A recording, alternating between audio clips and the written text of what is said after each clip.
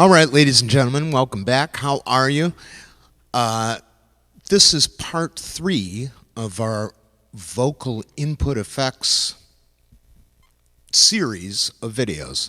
In this video, we go through some of the harmony effects, the stereo enhance, the panning delay, and a couple various other things. And if you watch the other 2 videos that we had, the first one is all the modulation effects and the echoes and reverb. And the second one, we built a channel strip. So we're starting with that channel strip pretty much the way it was set, you know.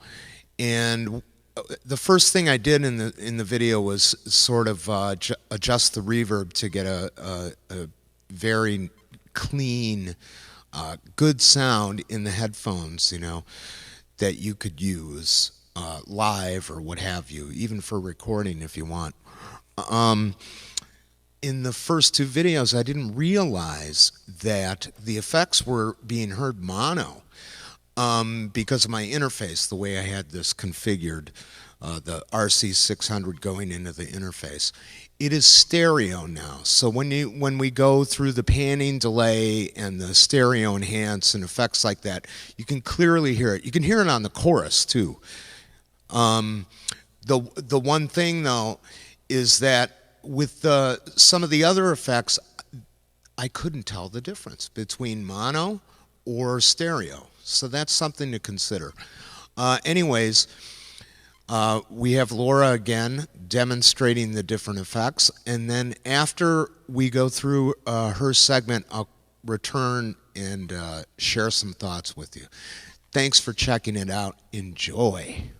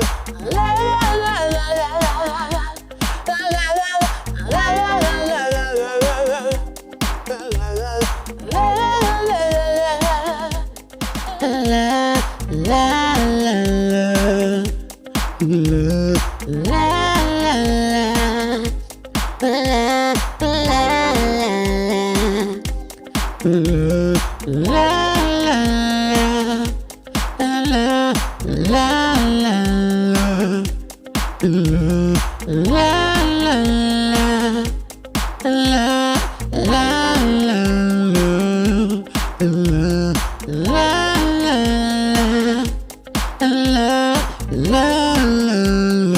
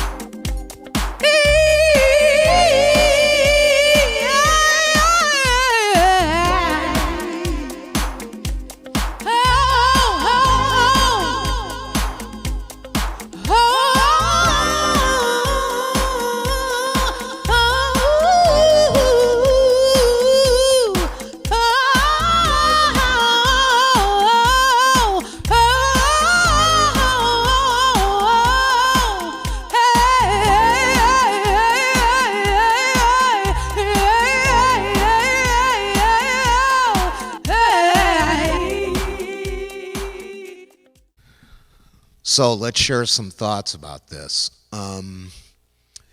One thing is the level of the effects. How do they sound? Do you really like them?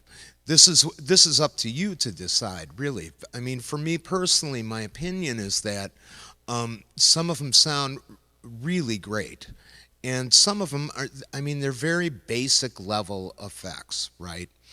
To get you a good to excellent sound going into the machine. And that's what I think is so cool about the Boss RC600, is that it does give you the ability to craft your effect ahead of time going in to your loop, as well as going through the machine when you're singing live. So you can have your tracks playing and making your loops, but you can turn the effects on and off. And you know, the standard effects like chorus and flanger and, you know, echo and reverb and compression, add that to the list. And EQ, I mean, right there, that's a huge amount of effects to use live. Which brings me to the next point, is that they're not really labeled. You can see on your main screen, I have mine set up so that I can see what effects on.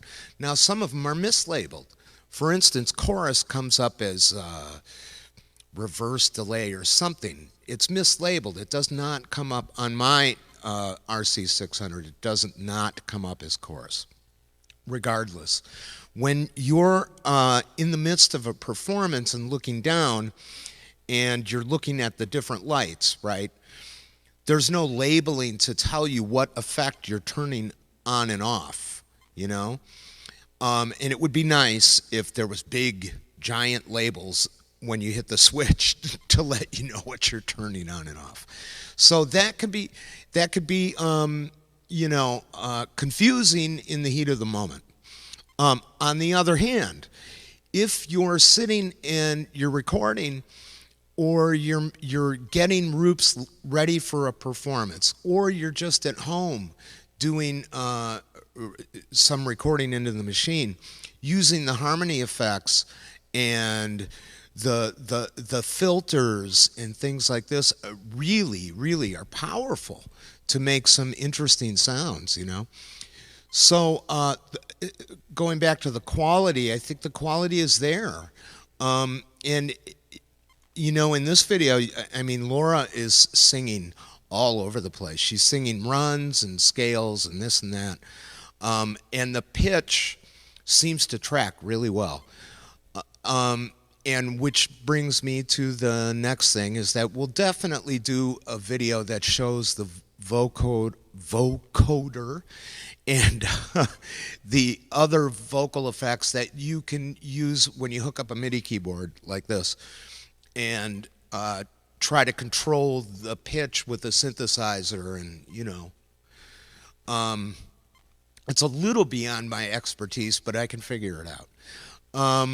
So having access to all of these things when you're going in to make your loops, or if you're in a live performance situation, is great, really great. And the way I have mine set up is I have on one of the levels of the buttons, on the third level, I believe, I have it for input effects. And on my second level, I have track effects, and I'll do a video of the track effects too. But they're really the same effects. In the track effects, there's some more, DJ type, remixing type effects that you can use, and those work great. They're really cool. As well as you can hear some of them in our demos here with the input effects. You can, what they're trying to do. As far as commenting on every effect, the chorus is great. The flanger's really great. The filters are great. The reverb, you notice in this particular video, if you go back to the beginning where I'm tweaking the reverb, there's not a lot of variation. You can make some variation, but it takes work. And that's another good point, as I'm stream of consciousness here, is that when you're working with these effects, when you just turn it on, and you can't really expect to hear what you think you may hear. You really have to dig inside and start tweaking on the effect to get it where you want it, And I think for some users, it's obviously going to be hard. And for some, it may be very easy. But I think for a lot of people who may not be familiar with running multi-effects or pedals like that are there, if you're not a guitar player, you're primarily acoustic player, let's say, and you sing, it may be confusing, all of these things. But don't be anxious or apprehensive about it. They seem to do their job really well, and that's why that's another reason I built the vocal channel, so that people could just hear what it may be like, very simplistic, like with just a little EQ on their mic and a little compression, a little reverb, so that you can get just a good straight sound coming out. And being able to switch them on such a powerful machine that does MIDI and programming of the knobs and the loops that you can do, and having various loops playing, and I mean, it's astounding. And with the built-in rhythms, which I personally love.